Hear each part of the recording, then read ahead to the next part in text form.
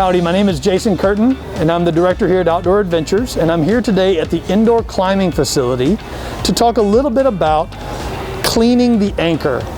Essentially answering the question, what happens when you're climbing outdoors and it's time to go home and you want to take all that gear down that you have at the top of the wall, but you don't know how? We're going to go over a few techniques today to get you started and kind of plant some seeds for some ideas for you to practice so that you're not stuck the next time you go outside climbing. To begin with, we're going to assume today that we have arrived at the top of a climb outdoors. Obviously we're indoors, obviously we're standing on the ground because it just makes for easier filming. But outdoors, you might be still hanging on to a rock, or you might still be having your hand in a crack and trying to manage all of this one-handed. The first thing you want to do, that any climber wants to do when they get to the top of a climb with the intent of taking that gear down, is to secure themselves. And there's a lot of different ways to do this. You could take a big long sling like I carry on the back of my harness and girth hitch it to the front. And in doing so, I'm having trouble getting this one off, but in doing so, that would allow you to make a tether from here to there. But more often than not today, what we see people using is something like this pre-made tether from Petzl, and it's girth hitched to your harness, and you simply reach up and clip it into the anchor. It's accompanied by a locking carabiner that you screw down shut and secure. I have this tail, I can pull on it, and then now, once this is tight, I can sit back in this harness and it supports my weight.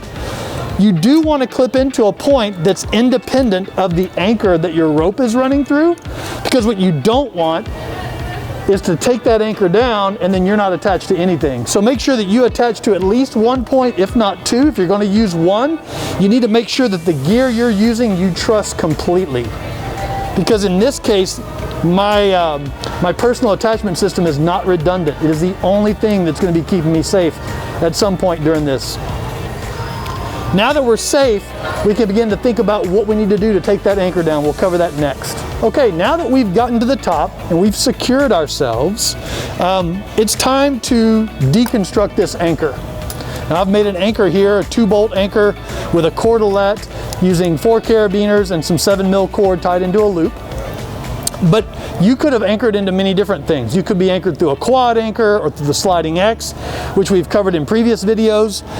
You may be anchored directly through these quick links, through these cold shuts on the climb. That may be possible because that's done extensively throughout Central Texas. For the purposes of this demonstration, this orange rope is the top rope that I'm using. And so the first thing we are going to want to do, and I'm going to assume that we're at a place like Reimer's Ranch or the Greenbelt in Austin, where you're going to find these cold shuts to run the rope through. The first thing I would do in this case is I'd like to clip my rope through these cold shuts. All right. Now that my rope is through those cold shuts, my belayer could take up the slack down there, and when I'm all said and done, they can simply lower me back down.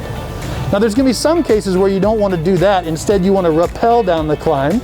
To rappel down the climb, you would do something different, and we'll cover that in the next segment. But for now, we are free to begin taking this anchor down, because what we've done is secured ourselves, then we've already run the rope through the cold shuts, ready to be lowered when the time comes. And now, because we have a primary, we have a backup, this is just extra. So now we take the anchor down, and it's as simple as reversing all the steps that you use to create it. First, I unclip my carabiners from the master point. I always like to keep as much as I can on my harness neat and nice. So I take those 2 carabiners, I'll lay them down, and then I unclip one leg of the anchor. Flip my carabiners around and I unclip the other leg of the anchor. Now I can clip this anchor material, the back of my harness, and now it's gone. So now everything I took to the top of that climb with me is down. It's all on my harness. All I have left now is my rope and my personal anchor system. And so now, if I communicate with my belayer and tell them to they take up the slack, and when I feel this rope tighten against my harness, I know that they're prepared to lower me down. I'll usually do some kind of verbal confirmation that I do see that they have my slack taken up and they are holding their hand on the brake rope.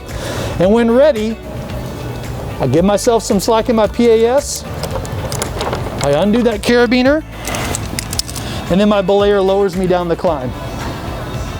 Let's see what it would look like if I don't have that belayer to lower me down, or I don't have cold shuts and I'm forced to rappel off this climb. We'll do that next.